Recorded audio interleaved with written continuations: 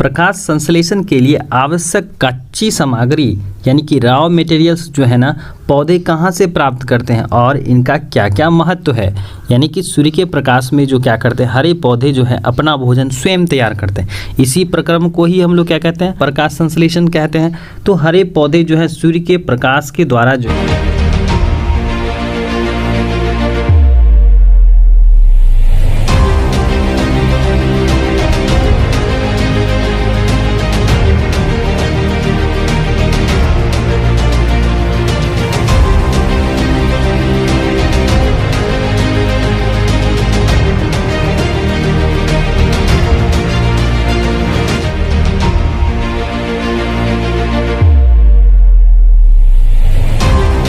प्रकाश संश्लेषण के लिए आवश्यक कच्ची सामग्री यानी कि रॉ मटेरियल्स जो है ना पौधे कहाँ से प्राप्त करते हैं और इनका क्या क्या महत्व है।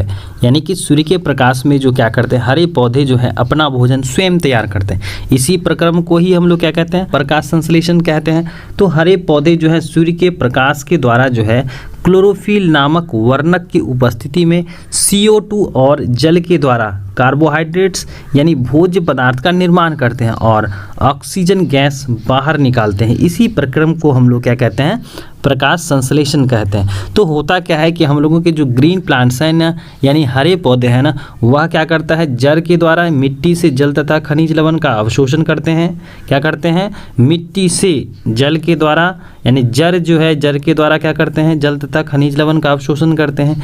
पर्यावरण में मौजूद क्या है, कार्बन डाइऑक्साइड है। इसी कार्बन डाइऑक्साइड को वो क्या करते हैं, गेन करते हैं।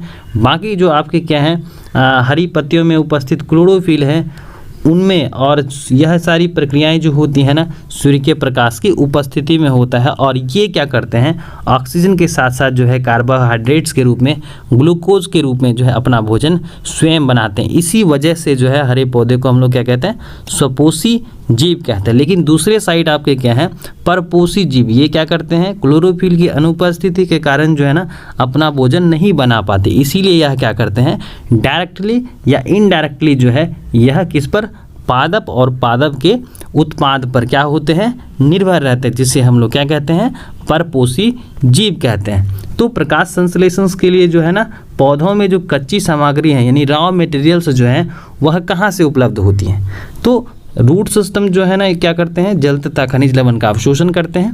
कार्बन डाइऑक्साइड जो हम लोग के पर्यावरण में है, और जो सनलाइट है सूर्य के प्रकाश की मौजूदगी में ये सारा प्रक्रम होता है। और कहाँ होता है, तो हरी पत्तियों में होता है, यानी कि वहाँ क्या होती है, क्लोरोफिल प्रेजेंट होती है। और इन्हीं सारे से क्या होता है, जो आपके क्या है कार्बोहाइड्रेट्स या शुगर्स के रूप में जो है ये क्या करते हैं, अपना भोजन बनाते हैं और बाय प्रोडक्ट्स के रूप में क्या करते हैं, ऑक्सीजन पर्यावरण में रिलीज करते हैं। हम लोग प्रकाश संश्लेषण की प्रक्रिया को जो है ना रासायनिक अभिक्रिया को जो है इस प्रकार से भी हम लोग समझ सकते हैं कि क्या होता है, क्या है, कार्बन डाइऑक्साइड है, कार्बन डाइऑक्साइड एडेड विद क्या, जल तथा खनिज लवण। यानी कि कार्बन डाइऑक्साइड कहाँ से लिए, तो पर्यावरण से लिए, वायुमंडल से लिए। उसके बाद जल तथा खनिज लवण मिट्टी से लिए, किसकी सहायता से, जड़ की सहायता से, यानी कुछ पर क्या है, मूल रोम है, रूट हेयर्स है, वहाँ से लिए। और देखिए यहाँ पर क्या, क्लोरोफिल की उपस्थिति होती है हरी पत्तियों में, और सनलाइट यानी कि सूर्य के प्रकाश की मौजूदगी में तो क्या बनाता है, शुगर्स बनाता है, यानी कार्बोहाइड्रेट तैयार करते हैं। और जलवाष्प के साथ साथ जो है ना ये क्या करते हैं, ऑक्सीजन रिलीज करते हैं, जिसे हम लोग क्या कहते हैं, प्राण वायु कहते हैं। यानी कि हम लोगों को जो है ना इसी प्रकाश संश्लेषण की प्रक्रिया के दौरान जो है ये हम लोगों को क्या देते हैं, ऑक्सीजन देते हैं, प्राण वायु देते हैं, जिसका इस्तेमाल हम लोग श्वसन की प्रक्रिया में करते हैं। तो यहाँ पर भी देखिए एनर्जी है, सोर्सेस ऑफ एनर्जी जो है आपका सनलाइट है, वाटर है जो जल तथा खनिज लवण यानी किसके द्वारा, जल के द्वारा, कार्बोहाइड्रेट्स पर्यावरण में ऑक्सीजन रिलीज करते हैं, साथ साथ जो है शुगर क्या, बाय प्रोडक्ट्स के रूप में क्या करते हैं, हम लोगों को देते हैं, जिसका इस्तेमाल जो है हम लोग परपोषी जीव क्या करते हैं, उनका करते हैं। बात करें हम लोग आवश्यक सामग्री जो है अगर हम लोग लिखना चाहें तो यहाँ से भी आप नोट कर सकते हैं। कार्बन डाइऑक्साइड जो है इसे पर्यावरण या वायुमंडल से प्राप्त किया जाता है। जल जो है भूमि से पौधों की जड़ों के द्वारा प्राप्त किया जाता है। और पर्णहरित जो है वह यह पौधे की कोशिका में स्थित हरित लवक होते हैं वहाँ से। और सूर्य का प्रकाश जो है, सूर्य के प्रकाश के पौधे जो हैं फोटोन ऊर्जा के रूप में प्राप्त करते हैं, जो क्लोरोफिल से संचित होकर आवश्यकता अनुसार प्रयोग में लाए जाते हैं। अगर हम लोग प्रकाश संश्लेषण के महत्व के बारे में देखें, सिग्निफिकेंस इसका क्या है कि क्या रोल है, तो इस प्रक्रिया के द्वारा क्या होता है, भोजन का निर्माण होता है, यानी हरे पौधे जो है वो भोजन बनाते हैं, स्वयं बनाते हैं, और इसी वजह से हम लोग इसको स्वपोषी जीव कहते हैं, क्योंकि इसमें क्लोरोफिल होता है। और जिसमें क्लोरोफिल नहीं होता है, जैसे कि मनुष्य हो गए या अन्य सारे जीव जंतु हैं, उसमें क्या होता है, क्लोरोफिल की अनुपस्थिति होती है और ये अपना भोजन स्वयं तैयार नहीं कर सकते। इसीलिए हम लोग इसको क्या कहते हैं, परपोषी जीव भी कहते हैं। तो जिससे क्या होता है, मनुष्य और अन्य जीव जंतुओं का क्या होता है, इससे पोषण होता है, यानी कि हरे पौधों पर क्या होते हैं, हम लोग आश्रित होते हैं। दूसरा है कि इस प्रक्रिया में ऑक्सीजन का निर्माण होता है, यानी कि प्राणवायु का निर्माण होता है, जो कि जीवन के लिए क्या है, आवश्यक है। जीव श्वसन द्वारा जो है ऑक्सीजन ग्रहण करते हैं, जिससे भोजन का ऑक्सीकरण होकर शरीर के लिए ऊर्जा प्राप्त होती है। करते हैं इस क्रिया में क्या होता है, CO2 ली जाती है, यानी कि कार्बन डाइऑक्साइड को क्या किया जाता है, पर्यावरण से गेन किया जाता है। किस प्रक्रिया में भाई, तो प्रकाश संश्लेषण की प्रक्रिया में।